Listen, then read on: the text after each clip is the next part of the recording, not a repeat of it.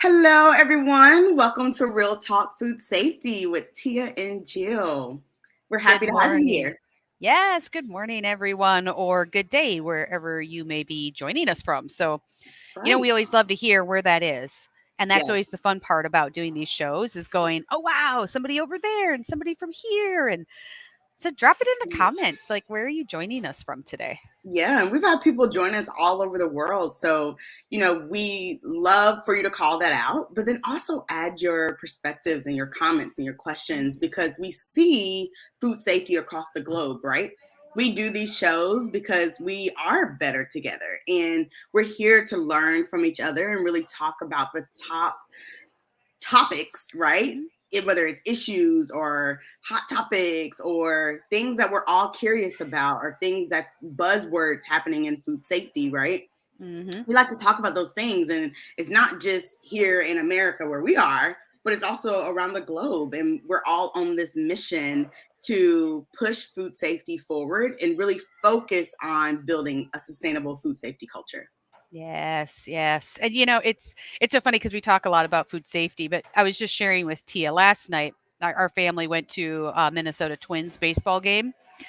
And I like baseball. I'm not like the super fan, but my kids play and we go to a game every year. And I said, but the coolest thing is there were 3 rain delays. And the best part was watching the grounds crew, their process. I'm like, you're a nerd when you're like, the best part of the game was watching them like coordinate and figure out how to protect the field and then watching the process as they like got the field ready to play again and back and forth and back and forth. It's just like the stuff we do in food safety. Right, right, exactly. And you know what? That just shows how big of nerds we are because I do the same thing when I go to games where it's like, wow, they're really efficient, or look at they could really do this a little bit differently. And you start thinking about who can I reach out to help them optimize their processes. But ultimately, I don't do that. But we do think about it just being, people that are focused on processes and optimization and yeah, I love that story from the Twins game where you're watching the background Yeah. that's happening. I know. That's just the way we are, right? We can't shut that part off, which, if I'm sure many people joining us today are probably the same or similar in that. So, Hmm. which Lanre, it's great to see you from New Zealand. I Yes, know you said the time change. Woo, that takes a little bit out of all of us. So it's nice yes, to see you again. yes. Happy to Ah, have you. yes. And let's see. I probably won't be able to pronounce it right. Is it Akosua from Wisconsin? Welcome. We are glad Welcome. you're here. Yes, Angela. Gosh, nice to see you, and hope all Danny. is well there with the new family. And Oh oh, we have someone yes. from the UK. Hello. Great to have you with us. Stephanie, always a Kimberly, pleasure. so happy to have you all here with us. Yes. And Kimberly, thank you for joining us from Vegas. It's a little bit earlier there for you. And I know everybody's in a different time zone. So thanks so much for spending part of your day with us. Yes, So, absolutely. And add your comments, add your questions. mhm, A lot of you have been here with us before, so mhm. we love to hear your perspectives. We love to hear your, where you are in your process and in your food safety culture, and share those with the group. So welcome. Yeah. Welcome. And if it is your first time joining us for Real Talk Food Safety, I'm Jill and this is Tia.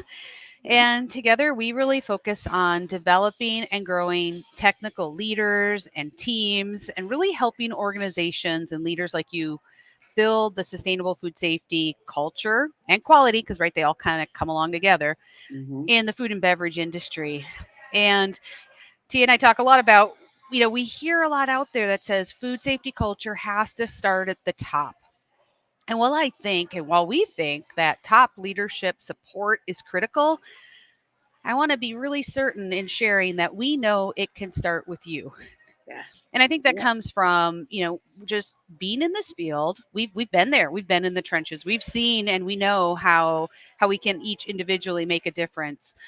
But it's also working with a lot of our clients, and it's really about that kind of stepping into our role and knowing that we can make a difference and that change, we always hear the change that we want to see starts with us.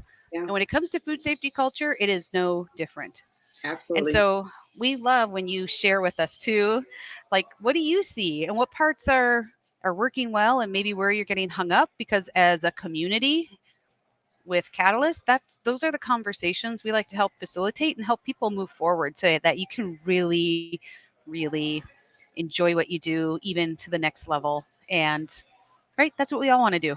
Absolutely. Absolutely. And I love it when we talk about it starts with you versus Mhm. thinking, oh, it has to start at the C-suite. It has to start at the CEO because we've lived it, right? Like we've been in situations where maybe our organization did not put the right amount of resources to food safety and quality that they should be. And it feels like we're fighting a losing battle.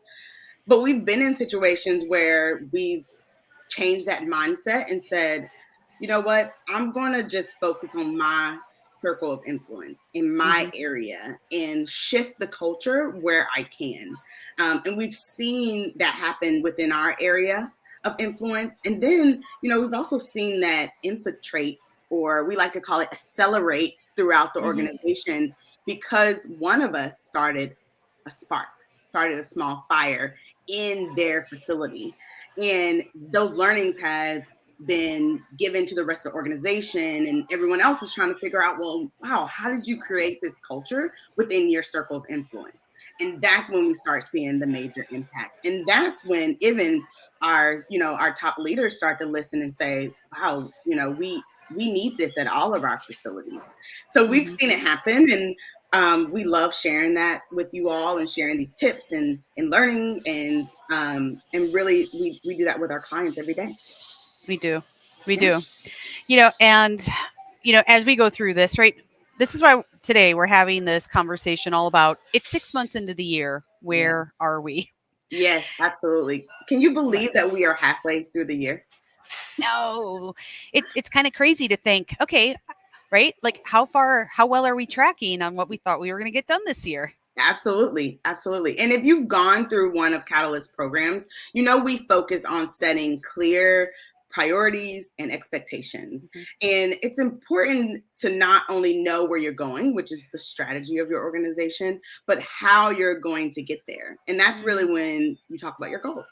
How are you going to hit your ultimate strategy, your ultimate vision, right, in a year, in 3 years, 5 years?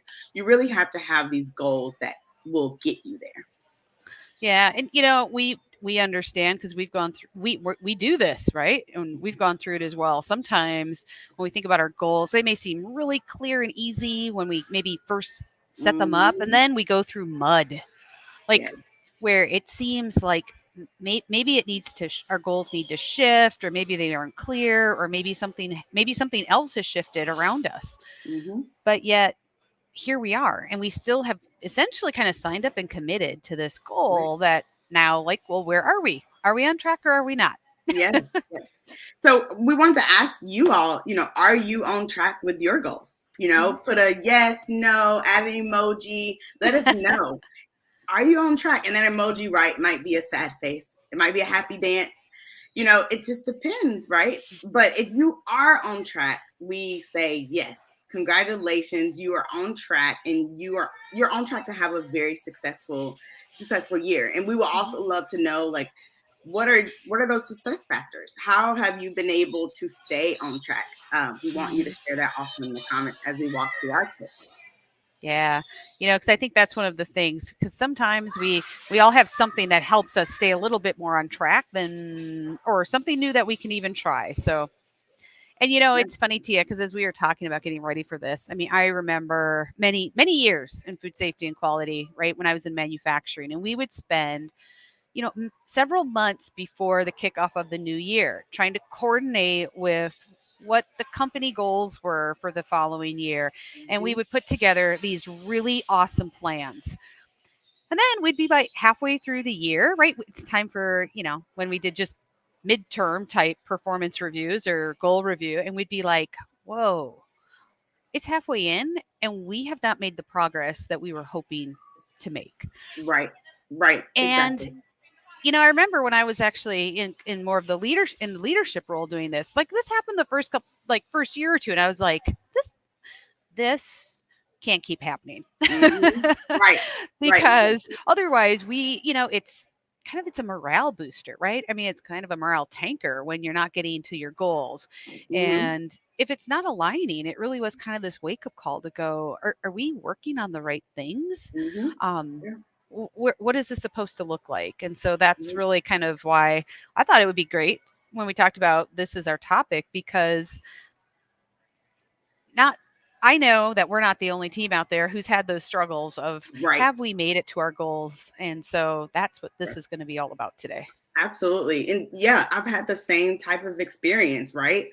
And, many times I find that, the food safety and quality team and leaders, they really can't quite pinpoint how do we get to this point. Like you said, like we're in the mud, Mhm. goals aren't happening, we're not really moving forward, and you just wonder, man, at what point did this goal get off track?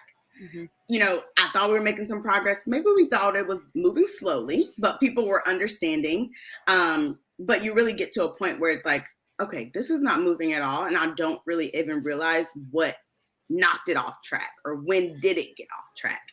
And sometimes we point to others like, this group didn't Mm. prioritize this goal or someone didn't prioritize the funds to get it done. And even though we know that these things are true, right? Real and true that sometimes people say, oh, we're going to have the funds, but then we don't, right? Mhm. It typically might not be the absolutely root cause on why the goal fell off the track and why this goal is sort of sitting out there and nothing is happening with it.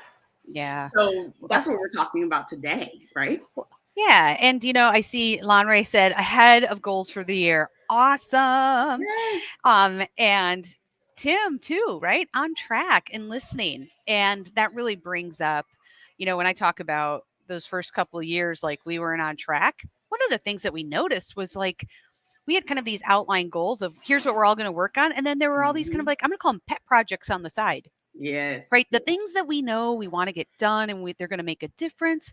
But yet for some reason, we weren't capturing them as part of our goals and we still wanted to get them done. And so I love Mhm. that you put listen, because one of Yes. the things that we learned to do much better, which we'll talk about a little bit more, was how do we better listen? How do we support? How do we serve our team members so that when we talk about goals, we are helping bridge company goals and we're Mhm. bridging our individual team goals on where we need to go. Yeah, absolutely.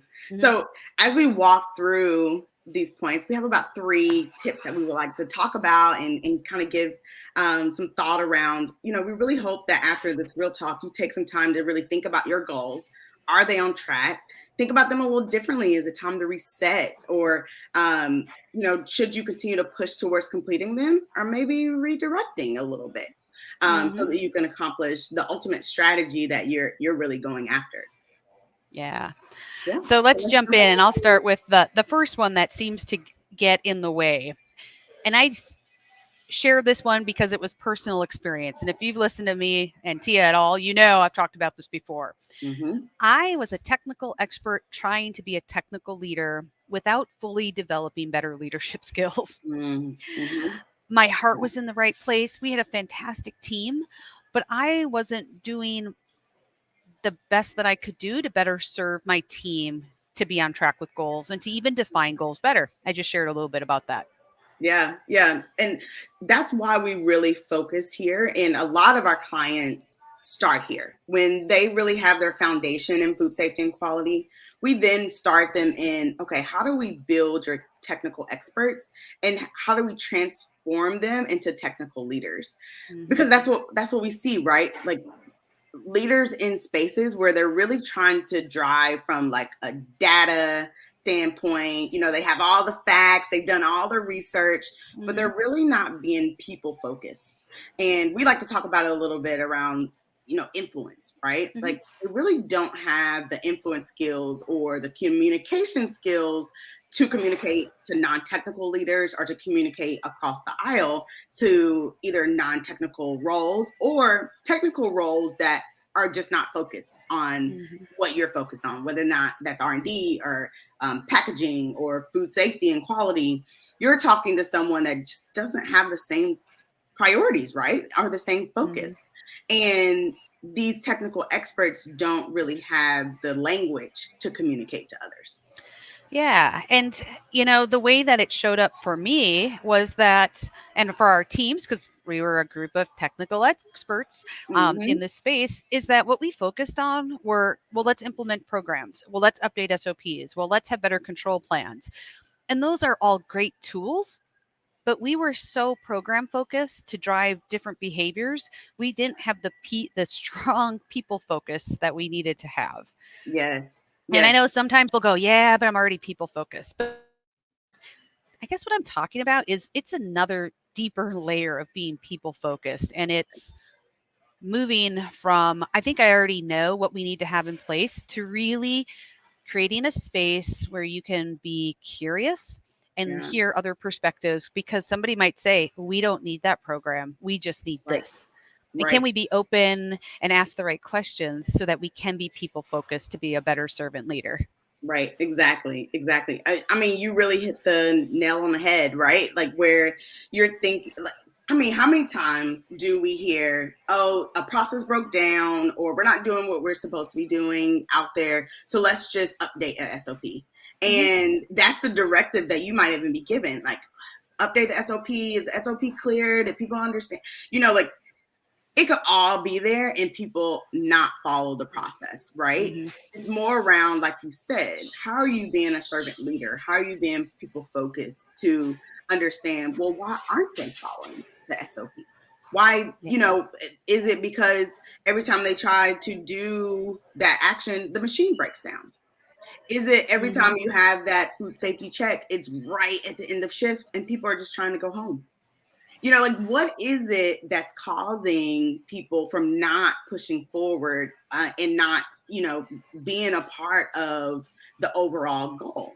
And Hmm. knowing that, listening, to Tim's point, listening to what your people needs are, and this might be people that you are that you have direct influence over, but it could also be your key stakeholders. If you're Hmm. trying to influence the maintenance department to do things differently, what barriers are there, right? Do they not Yeah. understand the why of your ask? Maybe they have so much on their plate that they really just don't have time for one more thing. Understanding those things is so important, and that's all based in leadership skills.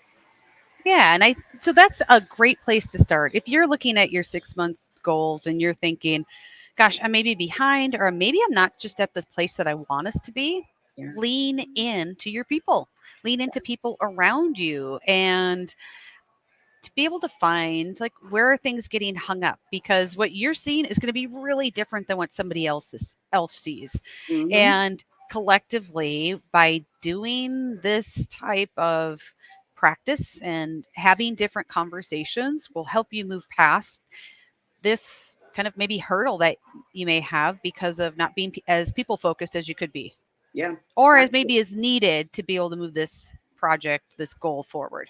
Absolutely.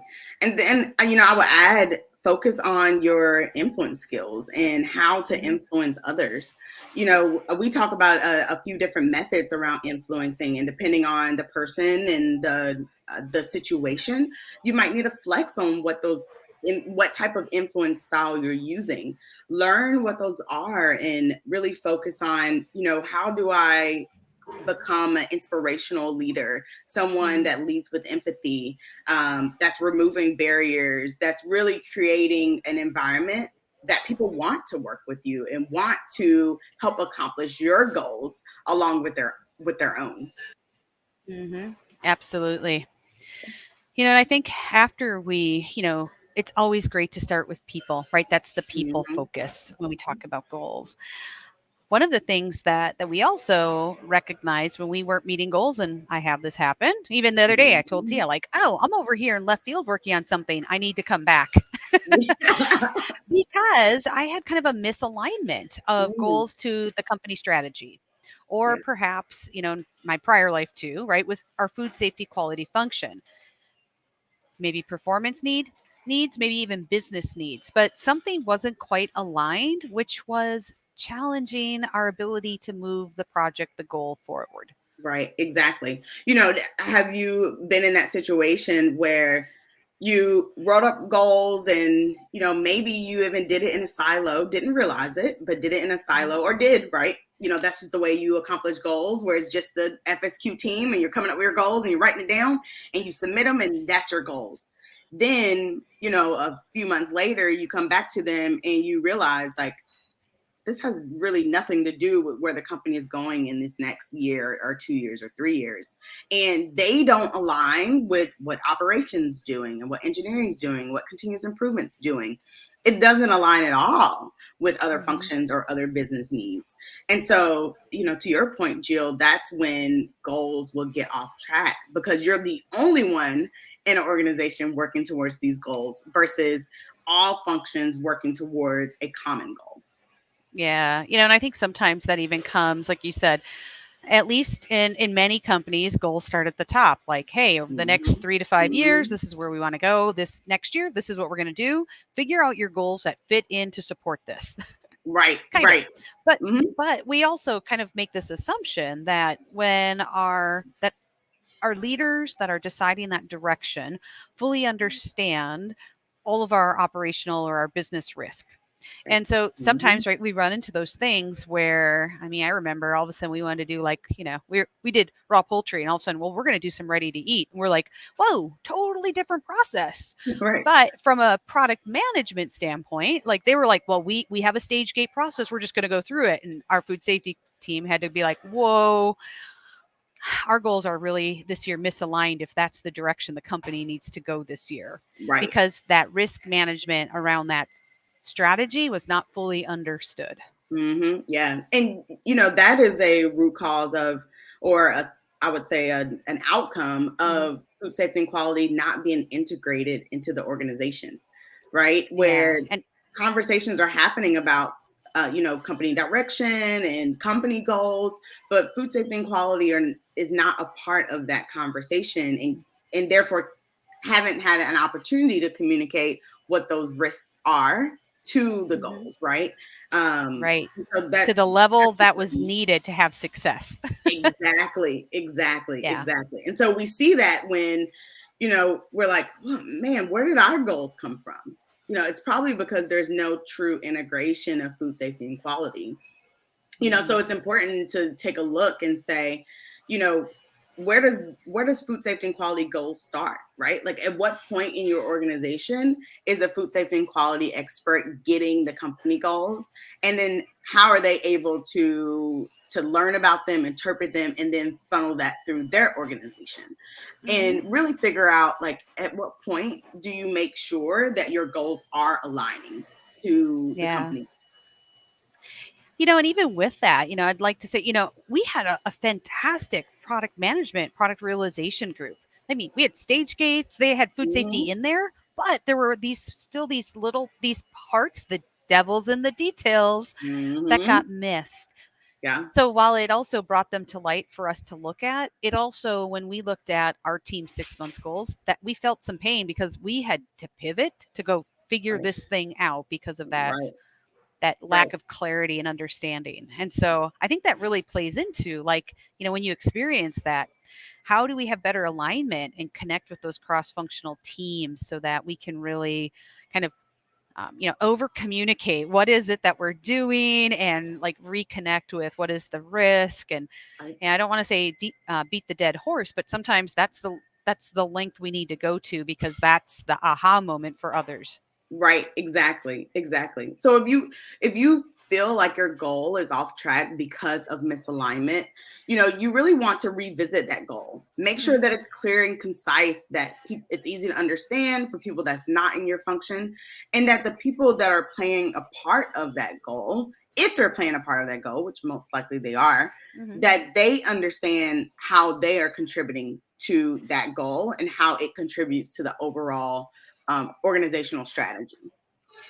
Yes. Yeah. I think that integration, I think, Tia, you hit right on it, with other teams is really important, because, sometimes I look at and I think a lot of times in food safety and quality, what I see is that we are support systems for everybody else, which is Hmm. awesome. Hmm. That's what we do. But yet, sometimes that's not always reflected in the other goals to say, oh, I need to help food safety and quality and support it this way. Yes. So that helps with the alignment. So everybody is on the same page. Yes. I always like to say, if food safety and quality is completely integrated into the organization when all other functions have a food safety goal, that they are responsible on their priority list for food safety for a specific goal. And that goal could change each year based off what the priorities of the organization are, Mhm. right? Or it could be something that they are responsible for because of the nature of their job, like, no recalls, for instance, or no, maybe it's first pass quality, whatever it happens to be, where that goal is there, right? That's when you can start to see that integration, is when it's not just the food safety and quality team that has food safety and quality goals.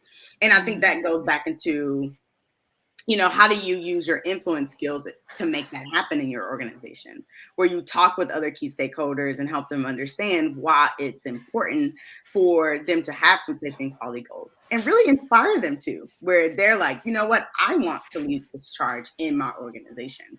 Mhm. So that's something that it's like, that right there is world class. When you start seeing goals from other functions where they have it's written on their priority list. Mhm. Absolutely. And since we have some people in the audience that are on track for goals, we'd love to know, have you run into any of the two things we've talked about so far, with Yeah. kind of that transition of being the expert to the leader, and then also alignment, misalignment Yeah. within your organization with goals? Have you encountered that? And what did you find helpful to move past it? Yeah. Yeah. One other thing that I would add, and you kind of talked around over communicating, Mm. right? Like sometimes, misalignment can happen throughout the year, and, really over communicating. Like if you're off track right now, you go talk to a key stakeholder, you get back on track, over communicate what that agreement is to them, to others, so people would know. And then, we always talk about KPIs, right? Like, how are you measuring the success of this goal? And do you communicate it often? Some KPIs should be communicated weekly, Mhm. some monthly, right? To stay on track. How Yeah. often are you communicating your KPIs? Yeah. And, I think that's important because we have so many distractions around us. So that Hmm. even if we only communicate once, there's a high chance that the receiver has some type of distraction that won't allow them to hear the whole message. Mm, And yeah. honestly, I see this almost every day in my house, right? People come Hmm. home at the end of the day and they're like, Mom, what's for dinner? I don't cook, but I usually know what we're having. I tell them, like 5 seconds later, hey, what are we having for dinner? 10 minutes later, what are we having for dinner? I have to keep reiterating it. Now I put it up on a whiteboard so people know what it is. But it just, while it's a very simplified version, it's the same type of phenomenon happens at work because there's so Hmm. many distractions that we provide something, whether it's in an email, in a call, in a meeting, Right. to be able to explain something. And that's not always the takeaway people have. Right. And so it's Exactly. really important for us to continually carry that message forward and communicate it over and over and over. Mhm. Yeah, and it shows the importance of it. Like Mhm. think about too those emails that you get, once a week with the top KPIs and where we are on track. It shows that okay, these are the things that our location, our company values, and Mhm. these are the things that we're really trying to monitor to make sure we stay on track. Mhm. Because we don't want to get off track, and if we do get off track, it's going to turn red, right? And everyone's going to see that it turns red, and then we're going to have conversations about it. So, over communicating really puts this level of importance on it, as well as making sure that alignment stays there. Yeah.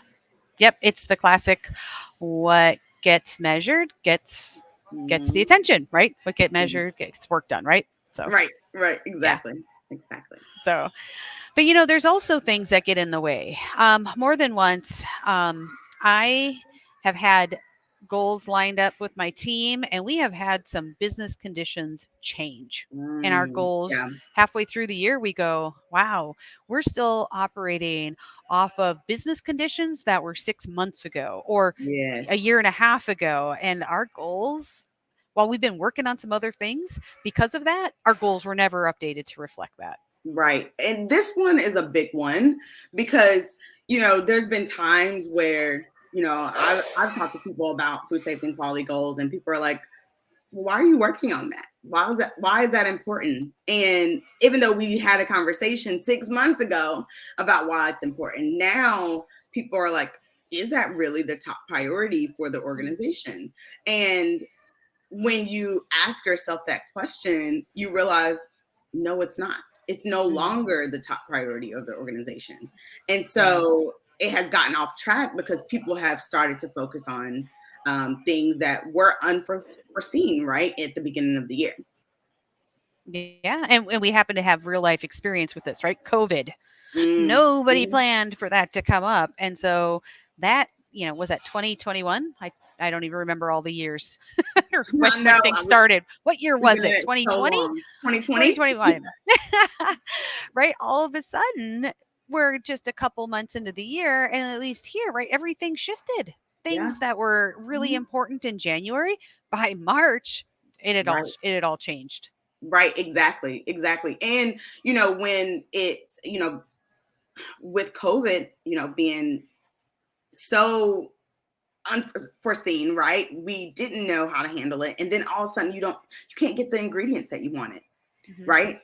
Did your company pivot to something else, some type of priority to try to find a backup ingredient or to get the ingredient to the States, right? If it's Hmm. something that's coming from a foreign supplier, those shifts can change your priorities and it can change your goals. And if you're still tracking down the same goals that you had 6 months ago when business conditions were not where they are right today, then you will get to your halfway point and realize, wow, my goal is off track. And it's going to be hard to get it back on track because business conditions have changed. Yeah.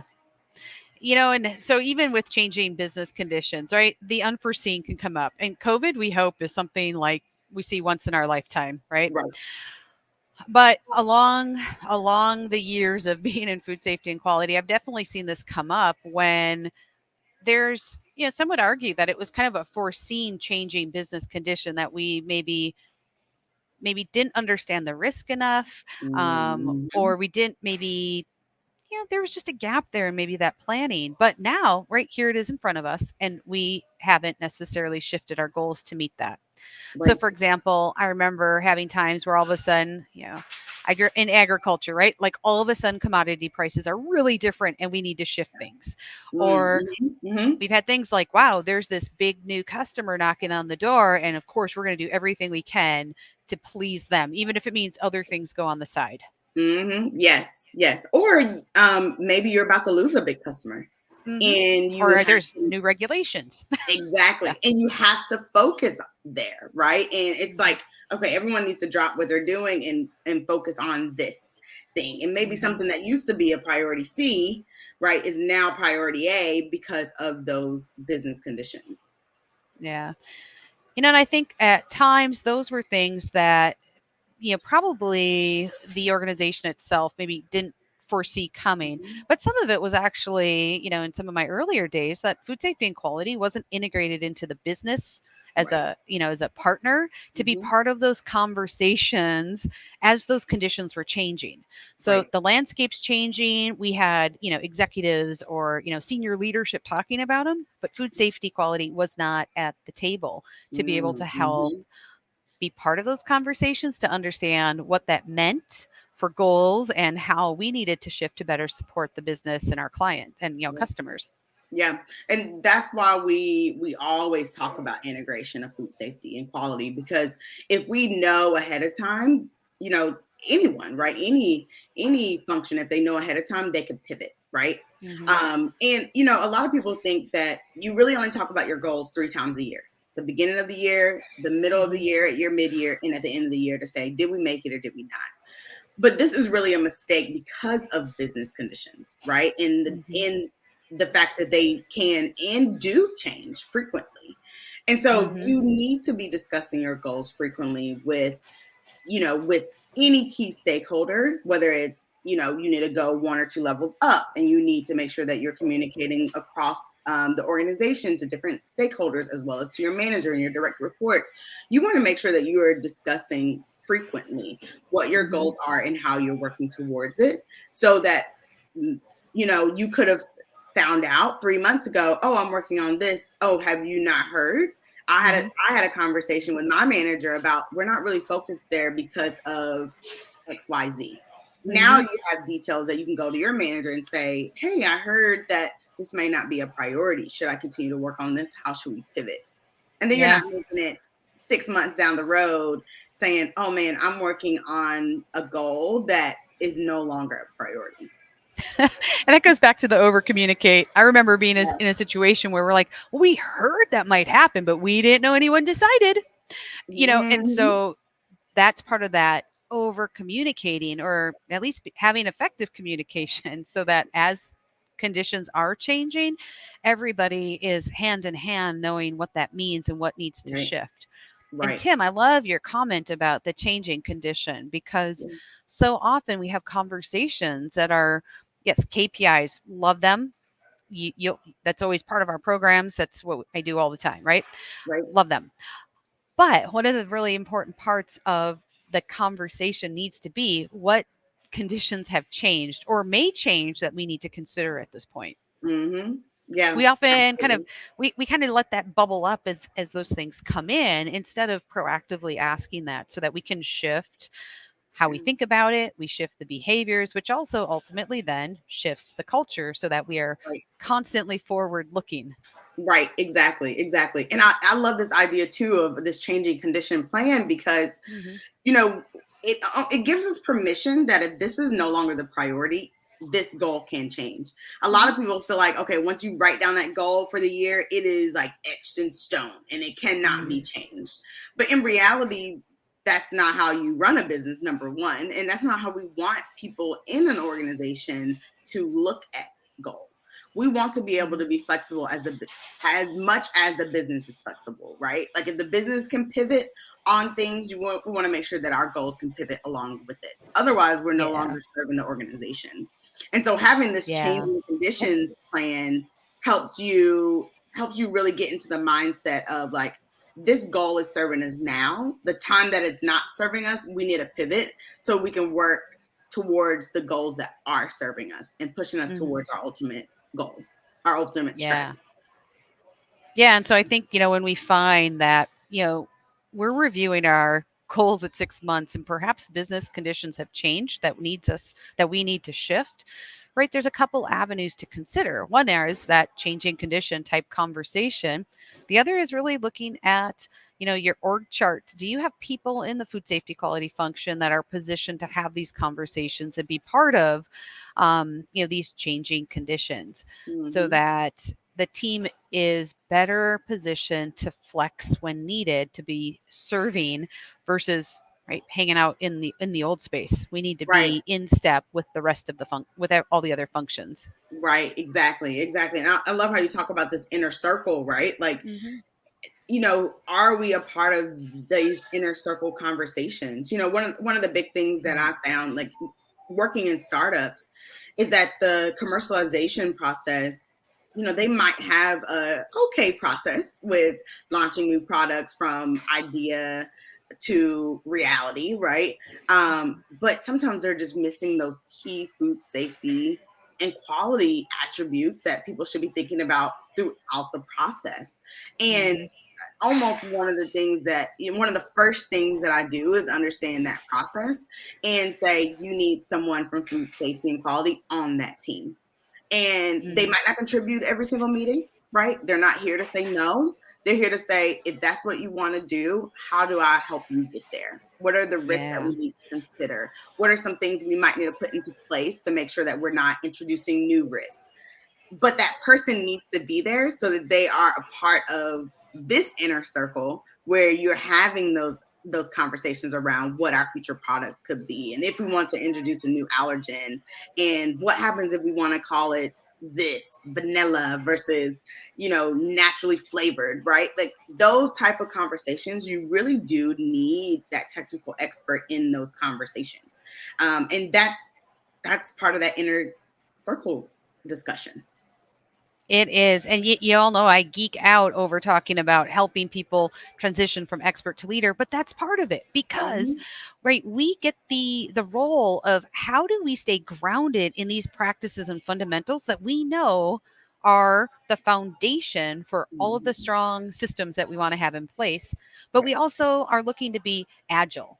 And Mm. how do we help be agile as the company is shifting and as people around us are shifting, but yet Right. still stay true to those fundamentals? Right. And that's being a technical expert. That's the beauty of our role, and that we do amazing things. Not some, we do amazing things. We do. Because of that, we help stay grounded in fundamentals, but we also get to be curious and explore to say, how can I be more agile here while holding that safe space? Yeah. Yeah, Hmm. exactly. Exactly. And I mean, that's just so important to move the function forward, to really cultivate this food safety culture that we all want, in our organization. That's a piece of it. It's really developing those leadership skills so that you can have those conversations with others, so your goals can stay on track or pivot if need to, and Hmm. that you're able to do that again across the organization, across multiple functions and different key stakeholders. Yeah. And actually it just reminds me, and I don't have any data on this, but COVID, right? There were a Mhm. lot of organizations that, right, pivoted to a different market, whether it was online delivery, whatever. And if we were in a space where we're like, nope, we can't do that, right? That closed that section of company growth and support off from it. Mhm. But that's a great example of where when we can practice the fundamentals of, we know the things that are required and needed to keep food safe. And how do we do that and be agile to have that type of request that's coming from all around us and this Right. need? So, Right, exactly, exactly. I remember someone had commented on one of the Real Talks a couple of weeks ago and said that they really focus on being, an ally and an advocate mm, for other functions, right? Because we're support functions, and that's exactly how we want to be seen, hmm and why we need to be a part of the inner circle, right? So that we could be that ally, that advocate for new products, for new processes, for what the organization wants to go. Because, like you said, like if we say no and block something off, then that that growth opportunity is no longer there. But hmm we're all in the business for growth, right? Like we want to grow in our careers, we want our salaries to grow, we want to be able to have multiple different things on the shelves, all the above. And so we really have to come from the standpoint of, how do I help my organization do that? And that's being a part of the process, asking the questions, being the ally and the advocate. And yeah, I love to say, like, I'm not here to say no. I'm here to help us figure out how do we do it.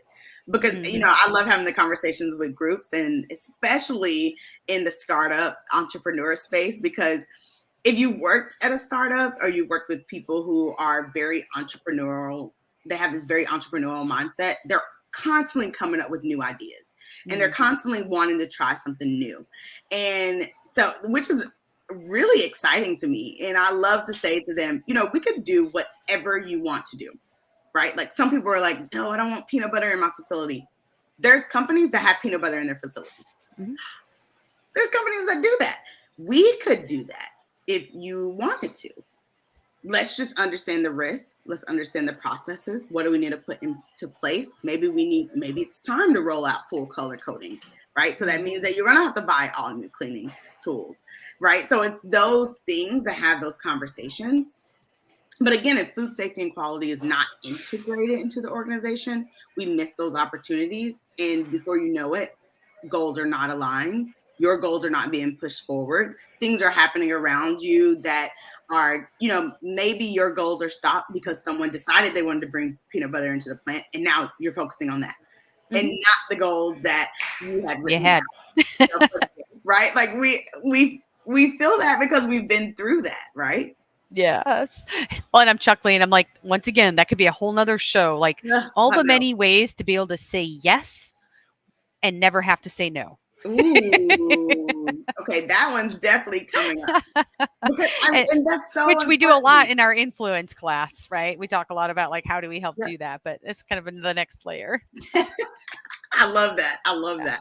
All the ways to say yes. I would In be food curious too to safety. like just hear from the audience on like, have you always just said yes, and how do you how did you do that, right? From a I'm in food this safety I'm down standpoint. in I'm like following the squirrel right now, right? Like Right, I yes, know. but yes, and yes, when, yes, right? You just yes and there's always Right, some right. other phrase Yes, after that. and So right. yes, if you Yes, do this, yes, when right, right. Yes, and remember when we talked about putting resources here? That's what you have to exactly. do. Like But all of that, even the yeses, are how do we get on track with our goals? So Mhm, if you are on track, we are here cheering for you because that is awesome and amazing. And not always the case for everybody. And if you're in if you're over on in the other space where maybe you're not exactly where you want to be, hopefully today, as we've talked through about, some of these different things that pull us off track from, just stepping fully into that, being the technical leader that you can be and need to be, mhm. looking at maybe misalignment of goals and then also changing conditions can help you look at your goals and see, oh, are any of these at play here? Right. Yeah. Yeah. And as we think about these points and how to push your goals forward, I always think about extreme ownership and Mm, taking full ownership of your goals and where you are. mhm, Ultimately, you are responsible for completing your goals. You are responsible for communicating those to the organization. You're responsible for influencing others to get it mhm, done. And when they don't get done for whatever reason, ultimately that that is on you, and you should take full ownership of that. mhm. But it's important for us to understand like what could cause them to get off track so that you can take the necessary steps to ensure that they don't. Yeah. And I think that's really important because once again, I'm happy to share the things that I've done wrong so that you can Yeah. see what those are and to move to the other place. But I remember a few times, a couple of years in the early years, where our team kind of had this, like, I'm going to say victim mentality. We're kind of like, Mm, well, that's out of our hands and we can't do anything about it. And they did this. And like, no, that was part of the shift that we did in mindset and moving forward. But like, no, we're going to own our goals and we're going to figure mm. out, yeah, not just goals, but our work Yeah. Yeah. and our own fate on where we're going. And, that really was, a tide that shifted many things. Hmm. Absolutely. Absolutely. And like we said, we've been here, right? Like Hmm. we've been here where we're not hitting our goals, or we're there is a misalignment, or whatever reason there's not support at the leadership level, Hmm. right? Like whatever it happens to be, we've been there. And the key are those leadership skills. It is. And sometimes you even need to take a step out of your normal circle to get a Mm-hmm. new perspective because right when I was in those early years, I'll go back to that, right? We were kind of in this space together, kind of talking about the same things and having the same conversations. We Yes. had to step outside of that so that we could go, no, no, no, we could do more. Right. We can really shine we can be better value and better assets for our team, for our organization, and just for Mm-hmm. ourselves. And Right. so changing that conversation can be a really important part of looking at your goals a little bit differently as well. Yeah. I think there is a key point that you just talked about, and you said it a couple of times even through this conversation, is that you stepped outside of your normal group and Hmm. you've had conversations with other people, and that means you're soliciting other perspectives and other thoughts and other experts, right, that you can learn from. And I feel like this is something that people miss. It's like we know it, but for some reason, and we feel like that we're supposed to do it on our own, right? Like Hmm. taking ownership doesn't mean you do it on your own. right? And so like you have to reach out to other people. You have to reach out either outside of your function, or maybe even reaching out to your direct reports, or again, and asking the questions of, Hmm. well, why are we in this situation? What's preventing us? How can I help? What barriers exist? That's so important, and it's one of those things that we know, but we may not practice. Hmm. And we talk about this a lot in our leadership trainings, where it's like, we're going to talk about something that but you haven't been practicing. So let's review it. Let's talk about it. Let's think about how you can implement it in your work life right now.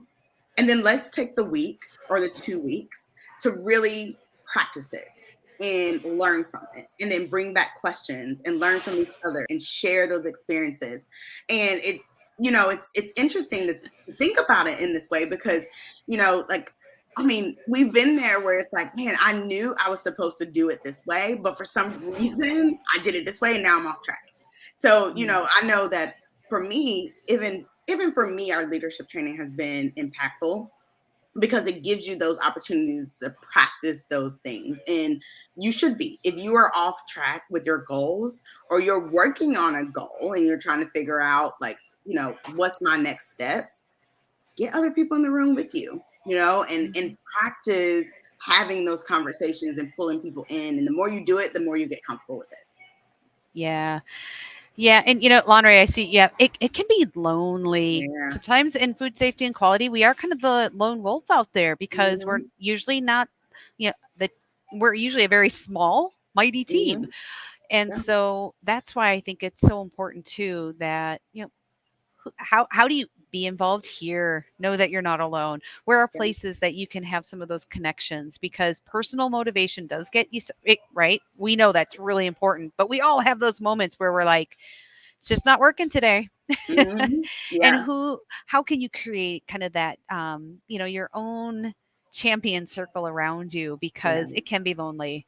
And I know Yeah. I've had people who I'm like, why are you still doing this? I mean, it's tough. Like, Yeah. if it is that hard and that stressful, why are you doing it? And what I love, the response was, well, it is hard and it is tough. And there are days I want to quit.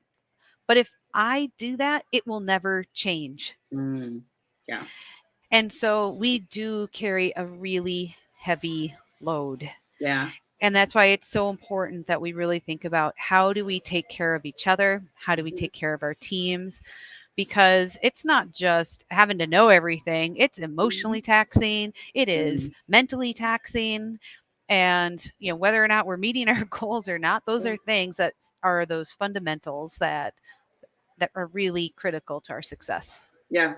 And that's the reason why we have Real Talk, right? To bring people together to talk about what we're going through. So we'll know we're not alone. No. Like, we feel lonely. We could be the only one on our island in our organization, but you have people around you that's willing to help you, that's willing to lead you in the right direction, that's willing to listen to you vent, right? Like, I have people in my network that sometimes, I had just called up and say, let me tell you what's going on. And and it's a venting session, and by the end we're like, okay, we know what direction to go in. And I've heard from them, and they've said, I've been there and I've gone through it. And sometimes that helps you. And Hmm. I'm going to go ahead and share our email, because we're here. We're a part of your network. And we love for people to reach out to us, and whether via email and say, hey, like, I'm dealing with this. How would you work through that situation? Or, what tools can I use to get to the next level, or to get back on track, or whatever it happens to be. Like, we have people that reach out to us, because that's what we're building, right? We're building this network of food safety and quality leaders and supporters. And it feels less lonely when you have that circle that you can reach out to and send an email to and say, hey, I'm going through this. How do I connect with other people that might can help me? Yeah. And I think at the end of day two, right? Like, we're here and hopefully reminding you, like, what you do matters, Yes. and it is making a difference. And sometimes we wonder, when are we ever going to see the difference that it's making? But we know all of that energy that we're putting into it, it is building into that change that we want to see. And so we're here to Absolutely. help cheer you on. And those moments when you're like, it's lonely, it sucks, it's not going where we want it. Yeah, we get that. Yeah, But we also know that that taking care of you and that recharge, we're here to help remind you of you matter and what you're doing matters. absolutely. Yeah. Absolutely. Whew. All We right. Well, love I this. see. Yes, we love, I really enjoyed this conversation, like just thinking about goals and how to get them back on track. And, um, some of the things you might be like, yes, I've heard that before, and Mhm. I just need to practice it, and I need to do it every day or do it every week, right? That's why this topic is so important, and it's important for us to look at a point at where we are with our goals. And hopefully you are, for the people who are on track, one of the things that you've probably done is look at your goals, over these first 6 months, and you've kept up with where you are. And if you're on track, and if you needed to pivot, if Mhm. you're off track, spend some time doing that over, this week or next week, to see, Yes. do these tips help you get back on track, and let us know Yes. about it. We want to know. And next week, we have Dr. Darren Detweiler joining us. Yes. And if Yeah. you know Darren, we're going to talk about a lot of things, but one of the things we know we're for sure going to talk about is change theory, which is Ooh, a yes. whole nother part of talking about goals and the things Hmm. that we do every day in food safety quality, right? We're constantly looking at how do we help shift things? How are we helping change to make things the way that we know they need to be so that we're serving our team, we're serving our customers, we're serving our companies Hmm. and our Absolutely. community. Yes, yes. So yeah, we're super excited to have him on Real Talk Food Safety next week. For if you are here listening to us, whether live or on replay, we do put all of our videos on our YouTube channel. So please go to YouTube and subscribe and sign up for notifications so you can see that our videos when they have dropped. And then we do this every Wednesday at noon Eastern Standard Time. And we get on and we have these conversations with you all, and we love for that you all are so involved and that you add your own comments and perspectives. So thank you.